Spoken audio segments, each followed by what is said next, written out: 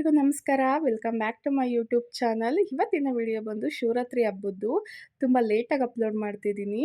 Edit ಮಾಡೋದು ಮತ್ತು voice over ಕೊಡೋದು ಸ್ವಲ್ಪ ನಿಧಾನ ಆಯಿತು. ಸ್ವಲ್ಪ ಕೆಲಸ ಇರೋದ್ರಿಂದ ಹಾಗಾಗಿ ಲೇಟಾಗಿ ಅಪ್ಲೋಡ್ ಮಾಡ್ತಾಯಿದ್ದೀನಿ. ಐ ಹೋಪ್ ಈ ವಿಡಿಯೋ ನಿಮ್ಗೆ ಇಷ್ಟ ಆಗುತ್ತೆ ಅಂತ ಅಂದ್ಕೋತೀನಿ. ನಮ್ಮೂರಲ್ಲಿ ಯಾವ ರೀತಿ ಹಬ್ಬ ಮಾಡಿದ್ದು ಅಂತ ನಿಮ್ಮ ಜೊತೆ ಶೇರ್ ಮಾಡ್ಕೋತೀನಿ. ಬನ್ನಿ ನೋಡೋಣ. ಇನ್ನು ಮೊದಲಿಗೆ ಬೆಳಗ್ಗೆ ಬೇಗ ಎದ್ದು ರಂಗೋಲಿ ಎಲ್ಲ ಹಾಕಿ ಬಣ್ಣ ಎಲ್ಲ ತುಂಬಿ ಅರ್ಧ ಕೆಲಸನೇ ಮುಗ್ದಂಗೆ ನಮಗೆ. ಏಕೆಂದರೆ ರಂಗೋಲಿದು ಸ್ವಲ್ಪ ಟೈಮ್ ಹಿಡಿಯೋದು. ಇನ್ನು ರಂಗೋಲಿ ಕೆಲಸ ಎಲ್ಲ ಮುಗಿಸಾದ್ಮೇಲೆ ಮನೆಯೂ ಅಷ್ಟೇ ಎಲ್ಲ ಫುಲ್ಲು ಕ್ಲೀನ್ ಮಾಡಿಕೊಂಡು ದೇವ್ರ ಮನೆಯೂ ಸಹ ಕ್ಲೀನ್ ಮಾಡ್ಕೊಂಡಿದ್ದೀನಿ. ದೇವ್ರ ಪಾತ್ರೆ ಎಲ್ಲ ವಾಶ್ ಮಾಡಿ ಇಟ್ಕೊಂಡಿದ್ದೀನಿ. ಕಂಪ್ಲೀಟಾಗಿ ಇವಾಗ ದೇವ್ರ ಮನೆಯೆಲ್ಲ ನೀಟಾಗಿ ರೆಡಿ ಮಾಡ್ಕೊಳ್ಳೋಣ. ಈಗ ಕಂಪ್ಲೀಟಾಗಿ ದೇವ್ರ ಮನೆಯೆಲ್ಲ ರೆಡಿ ಮಾಡ್ಕೊಂಡಿದ್ದೀನಿ. ರೆಡಿ ಮಾಡ್ಕೊಳ್ಳೋದೆಲ್ಲ ವೀಡಿಯೋನ ತೊಗೊಂಡಿಲ್ಲ, ಯಾಕೆಂದರೆ ಆಲ್ರೆಡಿ ಯೂಟ್ಯೂಬಲ್ಲಿ ಒಂದು ವೀಡಿಯೋನ ಹಾಕಿದ್ದೀನಿ ದೇವ್ರ ಪೂಜೆ ಹೇಗೆ ಮಾಡೋದು ಅಂತ ಅಂದ್ಬಿಟ್ಟು. ಇನ್ನು ಹಾಗಾಗಿ ಸುಮ್ಮನೆ ಸಿಂಪಲಾಗಿ ರ್ಯಾಂಡಮಾಗಿ ಒಂದೊಂದು ವೀಡಿಯೋನ ಕ್ಲಿಪ್ಪಿಂಗೆ ತೊಗೊಂಡಿದ್ದೀನಿ. ಇನ್ನು ಪೂಜೆನೂ ಸಹ ಮಾಡಾಯಿತು. ಇನ್ನು ಪೂಜೆ ಮಾಡಾದಮೇಲೆ ಬೇಗ ಬೇಗ ದೇವಸ್ಥಾನಕ್ಕೆ ಹೋಗಬೇಕಿತ್ತು. ಆಲ್ರೆಡಿ ದೇವಸ್ಥಾನಕ್ಕೆ ಹೋಗೋಕ್ಕೆ ತುಂಬ ಟೈಮ್ ಆಗಿತ್ತು. ಹಾಗಾಗಿ ಬೇಗ ಬೇಗ ಎಲ್ಲ ಮಾಡ್ಕೋತಾ ಇದ್ದೆ. ಇನ್ನು ನನ್ನ ಮಗನೂ ಅಷ್ಟೇ ನೀಟಾಗಿ ರೆಡಿ ಮಾಡಿ ಕುಣಿಸಿದ್ದೆ. ಏಕೆಂದರೆ ಅವನು ಫೋಟೋಗೆ ಅಂತಂದರೆ ಸುಮ್ಮನೆ ಕೂತ್ಕೋತಾನೆ, ಬಟ್ಟೆ ಹೆಂಗೆ ಗಲೀಜು ಮಾಡ್ಕೊಳ್ಳಲ್ಲ. ಹಾಗಾಗಿ ಫೋಟೋ ತೆಕ್ಕೋತೀನಿ ಅಂತ ಅಂದ್ಬಿಟ್ಟು ಕುಣಿಸಿದೆ. ಇವ್ನು ನನ್ನ ಮಗ. ಇವನಿಗೂ ಅಷ್ಟೇ ಹೊಸ ಡ್ರೆಸ್ ತೊಗೊಬಂದು ಅವನು ಫುಲ್ಲು ಸ್ನಾನ ಎಲ್ಲ ಮಾಡಿಸಿ ರೆಡಿ ಮಾಡಿ ಕುಣಿಸಿದ್ದೆ. ಇನ್ನು ಅವನು ಏನು ಮಾಡ್ತಿದ್ದೀಯಮ್ಮ ಅಂತ ಕೇಳ್ತಿದ್ದ. ಇನ್ನು ಅಲ್ಲಿಂದ ಆದಮೇಲೆ ಇನ್ನು ಬುಟ್ಟಿನೂ ಸಹ ರೆಡಿ ಮಾಡ್ಕೊಂಡಿದ್ದೀನಿ. ದೇವಸ್ಥಾನಕ್ಕೆ ಹೋಗೋಕ್ಕೆ 2 ದೇವಸ್ಥಾನಕ್ಕೆ ಹೋಗಬೇಕು. ಹಾಗಾಗಿ ಇನ್ನು ದೇವಸ್ಥಾನಕ್ಕೆ ಹೋಗೋಕ್ಕೆ ಅಂತ ಅಂದ್ಬಿಟ್ಟು ರೆಡಿಯಾಗಿ ಹೊರಟು. ಇನ್ನು ದೇವಸ್ಥಾನಕ್ಕೆ ಬಂದಾದಮೇಲೆ ಇದು ನಮ್ಮೂರಲ್ಲಿರುವಂತಹ ಪಾತಾಳಲಿಂಗೇಶ್ವರ ಸ್ವಾಮಿ, ಅಂದರೆ ಈಶ್ವರ ದೇವಸ್ಥಾನ. ಈಶ್ವರ ಅಂತ ನಾವು ಕರೆಯೋದು, ಪಾತಾಳಲಿಂಗೇಶ್ವರ ನಿಜವಾದ ಹೆಸರು. ಇನ್ನು ದೇವಸ್ಥಾನದಲ್ಲೂ ಅಷ್ಟೇ ತುಂಬ ಚೆನ್ನಾಗಿ ಅಲಂಕಾರ ಮಾಡಿದರು ಮತ್ತು ಪೂಜೆನೂ ಅಷ್ಟೇ ತುಂಬ ಚೆನ್ನಾಗಾಯಿತು. ವರ್ಷವೂ ಇದೇ ರೀತಿಯೇ ನಮ್ಮೂರಲ್ಲಿ ಶಿವರಾತ್ರಿ ಹಬ್ಬನ ಸೆಲೆಬ್ರೇಟ್ ಮಾಡೋದು. ಇನ್ನು ಅಲ್ಲಿಂದ ನೆಕ್ಸ್ಟು ಆಂಜನೇಯ ಸ್ವಾಮಿ ದೇವಸ್ಥಾನಕ್ಕೆ ಹೋದ್ವಿ. ಅಲ್ಲೂ ಸಹ ಪೂಜೆ ಎಲ್ಲ ಚೆನ್ನಾಗಾಯಿತು. ಇನ್ನು ಅಲ್ಲಿಂದ ಬಂದ ಮೇಲೆ ನಮ್ಮನೆ ಪಕ್ಕದಲ್ಲಿರುವ ಲಕ್ಷ್ಮೀದೇವಿ ದೇವಸ್ಥಾನಕ್ಕೂ ಸಹ ಬಂದು ಅಲ್ಲೂ ಸಹ ಪೂಜೆ ಮಾಡಿಕೊಂಡು ಅಲ್ಲೂ ಸಹ ದರ್ಶನ ತೊಗೊಂಡು ಬಂದ್ವಿ. ಎಷ್ಟು ಚೆನ್ನಾಗಿ ಅಲಂಕಾರ ಮಾಡಿದ್ದಾರೆ ನೋಡಿ. ಇಲ್ಲಿ ನಮ್ಮನೆ ಪಕ್ಕನೇ ಇರೋದು ಲಕ್ಷ್ಮೀದೇವಿ ದೇವಸ್ಥಾನ. ಯಾವಾಗಲೂ ಅಷ್ಟೇ ಹಿಂಗೆ ಅಲಂಕಾರ ಮಾಡ್ತಾರೆ. ಮಾತ್ರ ದೇವ್ರು ಮಾತ್ರ ತುಂಬ ಪವರ್ಫುಲ್ಲು. ಇನ್ನು ತುಂಬ ಲೇಟಾಗಿತ್ತು ಅಂತ ತುಂಬ ಕ್ವಿಕ್ಕಾಗಿ ಸ್ವಲ್ಪ ಸಿಂಪಲ್ಲಾಗಿ ಅಡುಗೆ ಮಾಡ್ಕೊಳ್ಳೋಣ ಅಂತ ಅಂದ್ಬಿಟ್ಟು ಫಸ್ಟಿಗೆ ನಾನಿಲ್ಲಿ ಪಾಯಸನ ಮಾಡ್ಕೋತಾ ಇದ್ದೀನಿ. ತುಂಬ ಸಿಂಪಲ್ಲಾಗಿ ಮಾಡ್ಕೋತಾ ಇರೋದು ಶಾವಿಗೆ ಪಾಯಸನ, ಬೇಗ ಆಗುತ್ತೆ ಅಂತ ಅಂದ್ಬಿಟ್ಟು. ನಾವೇನು ಈ ಹಬ್ಬದಲ್ಲಿ ಜಾಸ್ತಿ ಅಡುಗೆ ಏನೂ ಮಾಡಲ್ಲ, ಏಕೆಂದರೆ ಶಿವರಾತ್ರಿ ಹಬ್ಬದ್ದು ಬೆಳಗ್ಗೆಯಿಂದನೂ ಅಷ್ಟೇ ಬೆಳಗ್ಗೆ ತಿಂಡಿ, ಮಧ್ಯಾಹ್ನ ಊಟ ಮತ್ತು ರಾತ್ರಿನೂ ಊಟ ಎಲ್ಲ ಕೊಡ್ತಾರೆ ದೇವಸ್ಥಾನದ ಹತ್ರನೇ. ಹಾಗಾಗಿ ನಮ್ಮೂರಲ್ಲಿ ಯಾರೂ ಹಬ್ಬದ ಅಡುಗೆ ಅಂತ ಏನು ಮಾಡಲ್ಲ. ನಾನು ನನ್ನ ಹಸ್ಬೆಂಡ್ ಬರಲ್ಲ ಅಂತ ಅಂದ್ಬಿಟ್ಟು ಸ್ವಲ್ಪ ಸಿಂಪಲ್ಲಾಗಿ ಸ್ವಲ್ಪ ಅಡುಗೆನ ಮಾಡ್ಕೋತಾ ಇದ್ದೆ. ಅದಕ್ಕೆ ಫಸ್ಟಿಗೆ ಸ್ವೀಟೇ ಮಾಡೋಣ ಅಂತ ಅಂದ್ಬಿಟ್ಟು ಒಂದು ಬಾಣಲಿಗೆ 2 ಸ್ಪೂನ್ ತುಪ್ಪ ಹಾಕ್ಕೊಂಡು ಗೋಡಂಬಿ, ದ್ರಾಕ್ಷಿ, ಬಾದಾಮಿ ಎಲ್ಲನೂ ನೀಟಾಗಿ ಫ್ರೈ ಮಾಡ್ಕೋತಾ ಇದ್ದೆ. ಮತ್ತು ಸ್ವಲ್ಪ ಕ್ವಾಂಟಿಟಿಲಿ ಮಾಡ್ತಿರೋದ್ರಿಂದ ಸ್ವಲ್ಪ ಶಾವಿಗೆನ ಹಾಕ್ಕೋತಾ ಇದ್ದೀನಿ ಅದರೊಳಗಡೆನೇ. ಇನ್ನು ಶಾವಿಗೆನೂ ಅಷ್ಟೇ ನೀಟಾಗಿ ಮಿಕ್ಸ್ ಮಾಡಿಕೊಂಡು, ನಾನು ತೀರಾ ಏನು ಫ್ರೈ ಮಾಡಲ್ಲ, ಸ್ವಲ್ಪ ಅಷ್ಟೇ, ಸ್ವಲ್ಪ ಬೆಚ್ಚಗಾಗೋವರೆಗೂ ನೀಟಾಗಿ ಫ್ರೈ ಮಾಡ್ಕೋತೀನಿ ಅಷ್ಟೇ. ಇನ್ನು ಪಕ್ಕದಲ್ಲಿ ಹಾಲನ್ನು ಸಹ ಕಾಯಕ್ಕಿಟ್ಟಿದ್ದೆ. ಇನ್ನು ಶಿವರಾತ್ರಿ ಹಬ್ಬದಲ್ಲಿ ಅಂತಂದರೆ ನಮಗೆ ಬರೀ ಇನ್ನು ಅಲ್ಲಿ ಹೋಗೋದು, ದೇವಸ್ಥಾನಕ್ಕೆ ಹೋಗೋದು, ಅಲ್ಲಿಂದ ಇದು ಮಾಡೋದೇ ಆಗೋಗುತ್ತೆ. ಹಾಗಾಗಿ ಯಾರ ಮನೇಲೂ ಅಷ್ಟೇ ಅಡುಗೆನ ಮಾಡಲ್ಲ, ಏಕೆಂದರೆ ಎಲ್ಲ ಸಂಘದಲ್ಲಿರ್ತಾರೆ. ಹಾಗಾಗಿ ಎಲ್ಲ ಅಲ್ಲೇ ಹೋಗಿ ಊಟ ತಿಂಡಿ ಎಲ್ಲ ಅಲ್ಲೇ ಮಾಡ್ಕೊಂಬರ್ತಾರೆ. ಇನ್ನು ಕುದೀತಿರೋ ಹಾಲಿಗೆ ಶಾವಿಗೆನೂ ಸಹ ಹಾಕಿದ್ದೀನಿ. ಇದನ್ನು ಸಹ ನೀಟಾಗಿ ಮಿಕ್ಸ್ ಮಾಡ್ಕೊತಾ ಇದ್ದೀನಿ. ಇನ್ನು ನಾನು ಸ್ವಲ್ಪ ಬಾದಾಮ್ ಪೌಡ್ರ್ ಹಾಕ್ತೀನಿ. ಇದು MTR ಬಾದಾಮ್ ಪೌಡ್ರ್ ಹಾಕ್ತಿರೋದು. ನಿಮಗೆ ಬೇಕು ಅಂತ ಅಂದರೆ ಇದನ್ನು ಕೇಸರಿ ಬರುತ್ತಲ್ಲ ಅದನ್ನು ಹಾಕೋಬೋದು ಕಲ್ಲರಿಗೆ. ಇವಾಗ ನಾನು ಸ್ವಲ್ಪ ಸಕ್ಕರೆನ ಆ್ಯಡ್ ಮಾಡ್ಕೊತಾ ಇದ್ದೀನಿ. ಸಕ್ಕರೆನ ಶಾವಿಗೆ ಬೆಂದಾದ್ಮೇಲೆ ಹಾಕಬೇಕು. ಫಸ್ಟೇ ಹಾಕಿದ್ರೆ ಶಾವಿಗೆ ಮುದ್ದೆ ಮುದ್ದೆ ಥರ ಆಗುತ್ತೆ. ಲಾಸ್ಟಿಗೆ ಹಾಕಿ ಒಂದೇ ಒಂದು ಕುದಿ ಕುದಿಸ್ಬಿಟ್ಟು ಆಫ್ ಮಾಡಿದ್ರೆ ಸಾಕು. ಶಾವಿಗೆ ಗಟ್ಟಿಯಾಗಲ್ಲ, ಅಂದರೆ ತುಂಬ ತೆಳುವಾಗಿ ನೀಟಾಗಿ ತಿನ್ಬೋದು. ಶಾವಿಗೆ ಪಾಯಸ ತುಂಬ ಚೆನ್ನಾಗಿರುತ್ತೆ. ಇನ್ನು ನೆಕ್ಸ್ಟು ನಾನು ವೆಜಿಟೇಬಲ್ ಕೂಟ್ ಮಾಡೋಕ್ಕೋಸ್ಕರ ಒಂದು ಮಿಕ್ಸಿ ಜಾರಿಗೆ ಸ್ವಲ್ಪ ಕಾಯಿ ತುರಿ ಮತ್ತು ಸ್ವಲ್ಪ ಉರಿಗಡಲೆ ಇದನ್ನೆಲ್ಲ ಹಾಕೋತಾ ಇದ್ದೀನಿ. ಈ ರೀತಿ ಮಾಡೋದ್ರಿಂದ ಸೇಮು ಹೋಟೆಲ್ ಸ್ಟೈಲ್ ರುಚಿನೇ ಬರುತ್ತೆ. ಹಾಗಾಗಿ ಇನ್ನು ನಾವು ಹಸಿರು ಮೆಣಸಿನ್ಕಾಯಿ ಜಾಸ್ತಿ ಯಾವುದಕ್ಕೂ ಯೂಸ್ ಮಾಡಲ್ಲ ಅಂದ್ಬಿಟ್ಟು ಬರೀ ಮೋರೆ ಹಾಕೋತಾರೆ. ಅದು ಸ್ವಲ್ಪ ಸಾಂಬಾರು ಸೊಪ್ಪು, ಸ್ವಲ್ಪ ಪುದೀನ ಸೊಪ್ಪನ್ನು ಸಹ ಹಾಕೋತಾ ಇದ್ದೀನಿ.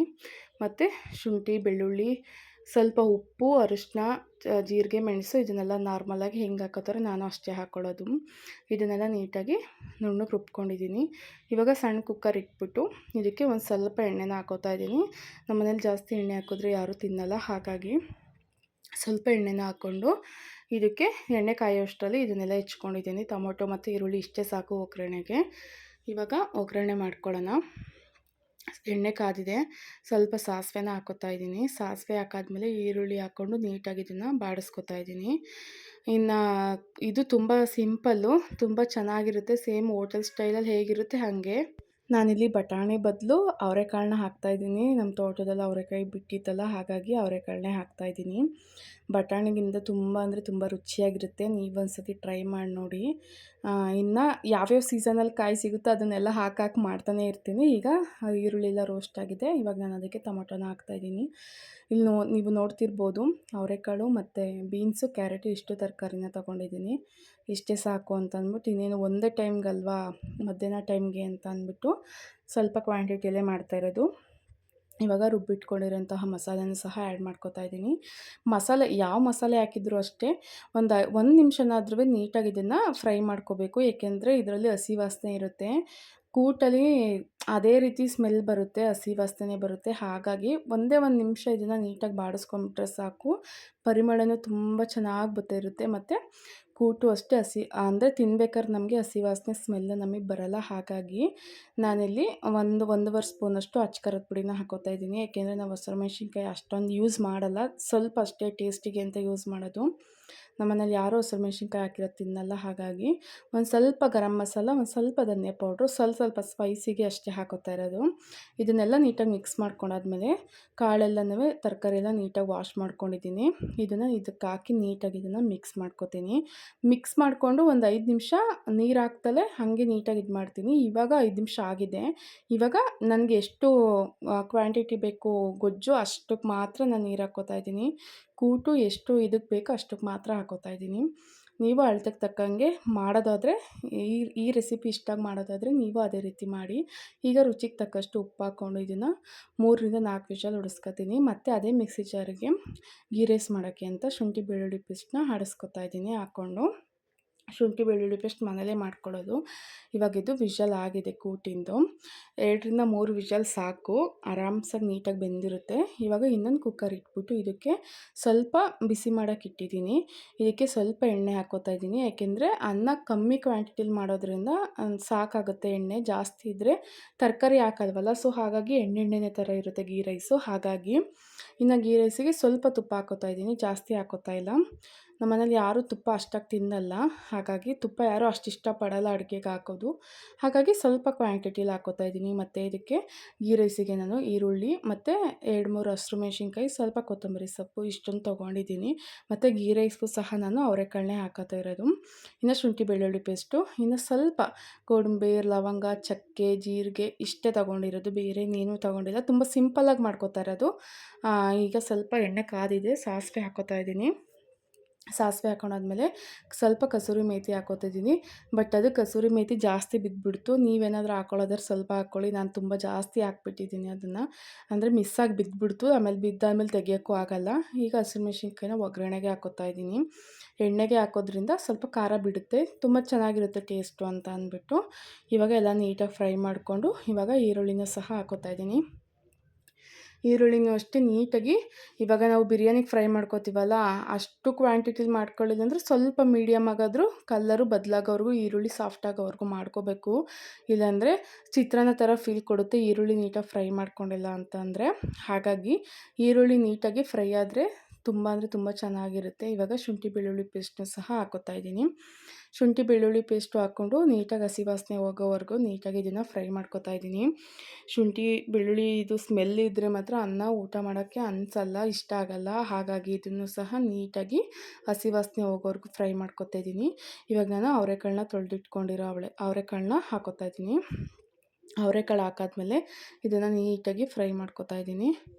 ನೀಟಾಗಿ ಫ್ರೈ ಆದಮೇಲೆ ಒಂದೇ ಒಂದು ನಿಮಿಷ ಇದನ್ನು ಹಾಗೆ ಬೇಯಿಸ್ಕೊತೀನಿ. ಇವಾಗಲೇ ಅಂದರೆ ಸ್ವಲ್ಪ ಬೇಯಿಸ್ಕೊಂಡ್ರೆ ಸ್ವಲ್ಪ ಮಸಾಲೆ ಎಲ್ಲ ಮತ್ತು ಎಣ್ಣೆ ಎಲ್ಲ ಅವರೆಕಾಳಿಗೆ ಹಿಡಿಯುತ್ತೆ ಅಂತ ಅಂದ್ಬಿಟ್ಟು ಅಷ್ಟೇ. ಇನ್ನು ಅಕ್ಕಿನೂ ಅಷ್ಟೇ ನೀಟಾಗಿ ತೊಳೆದಿಟ್ಕೊಂಡಿರೋ ಅಕ್ಕಿನ ಒಗ್ಗರಣೆಗೆ ಹಾಕ್ಕೋತಾ ಇದ್ದೀನಿ. ನಾನು ಈ ಲೋಟದಲ್ಲಿ ಅಕ್ಕಿನ ತೊಗೊಂಡಿರೋದು, ಕಮ್ಮಿ ಕ್ವಾಂಟಿಟಿಲಿ ಮಾಡ್ತಿರೋದ್ರಿಂದ, ಸೊ ಅದಕ್ಕೋಸ್ಕರ. ಈಗ ನಾನು 2 ಲೋಟ ಅಕ್ಕಿಗೆ 4 ಲೋಟ ನೀರು ಹಾಕಬೇಕಲ್ವಾ, ಅದರಲ್ಲಿ 1 ಲೋಟ ಹಾಲು ಹಾಕ್ಕೋತೀನಿ.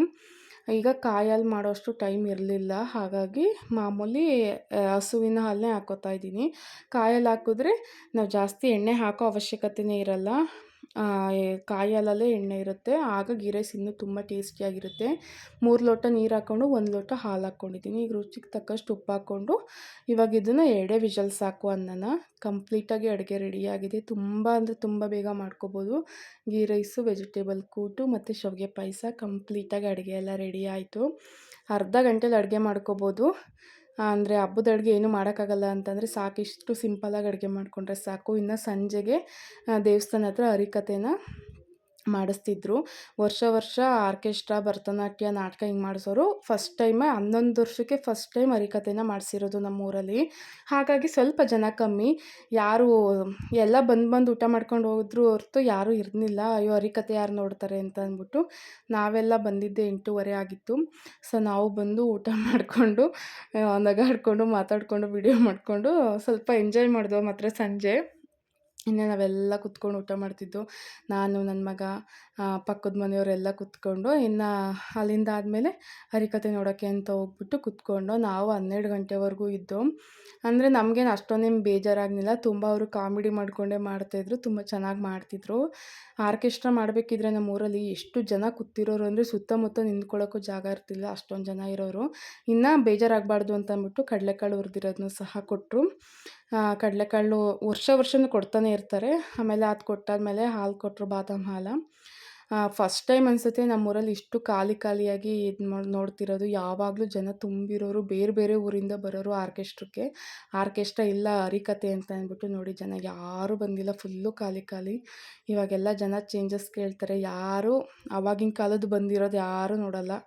ಇನ್ನೇನು ಮಾಡೋಂಗಿಲ್ಲ ಅಂತ ಅಂದ್ಬಿಟ್ಟು ನಾವೊಂದು 12 ಗಂಟೆವರೆಗೂ ಕುತ್ಕೊಂಡು ನೋಡಿ. ಏನೊಂದು ಹಬ್ಬ ಅಂದರೆ 100 ಜನ ಅಷ್ಟೇ ಇದ್ದಿದ್ದು, ಜಾಸ್ತಿ ಜನ ಇರಲಿಲ್ಲ.